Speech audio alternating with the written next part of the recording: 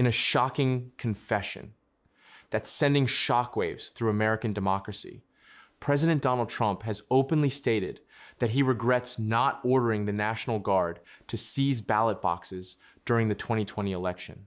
This isn't speculation anymore, folks. These are his own words, spoken directly to the New York Times in an interview that dropped over the weekend.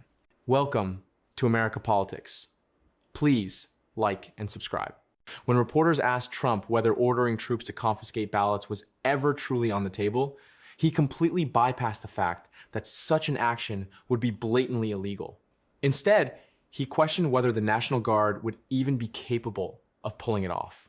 Trump dismissed the military's ability to detect what he called crooked Democrats and their cheating methods, saying they're great warriors, but maybe not sophisticated enough to figure out election fraud.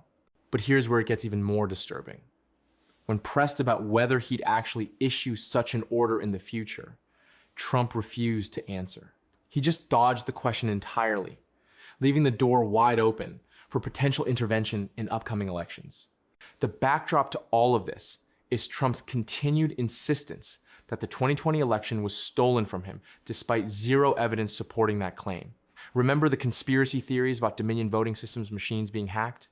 Those lies became so pervasive that Fox News ended up paying Dominion $787 million in a defamation lawsuit. $787 million. What most Americans don't know is that back in December of 2020, the White House actually drafted an executive order that would have given Trump the authority to send in the military to seize voting machines. They drafted it. It was written. It just was never issued. Here's the constitutional reality that apparently doesn't matter to this administration. States run elections.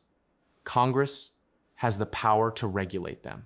The president has absolutely no legal authority, none, to order the seizure of any election machine or ballot box anywhere in this country.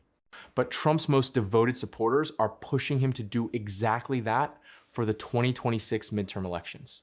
Anti-voting lawyer Cleta Mitchell, who was instrumental in Trump's attempts to overturn 2020, has been openly calling for the president to invoke emergency powers to take control of the upcoming midterms.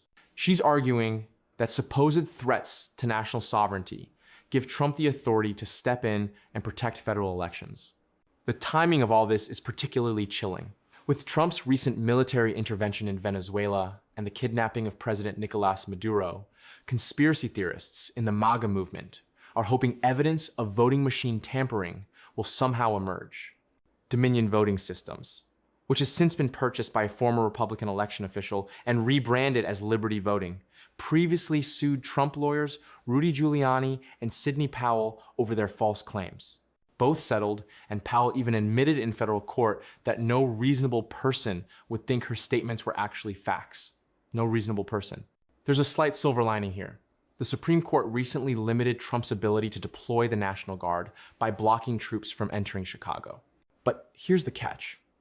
Trump has other legal options at his disposal, including the Insurrection Act, which would give him sweeping authority to use troops domestically, suspend key restrictions on military power, and enforce domestic laws. Throughout the same interview, Trump revealed he wouldn't necessarily accept the results of the midterm elections if Democrats win.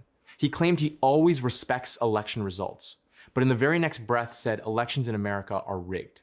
He ranted about voter ID requirements, same-day voting, and his obsession with eliminating mail-in ballots. When reporters tried to pin him down on blocking postal voting, Trump went into typical deflection mode, just repeating over and over that mail-in ballots lead to crooked elections. At one point, he straight up said he'd love to stop mail-in ballots completely before pivoting to another rant about voter ID laws. So let's be absolutely clear about what we're witnessing here.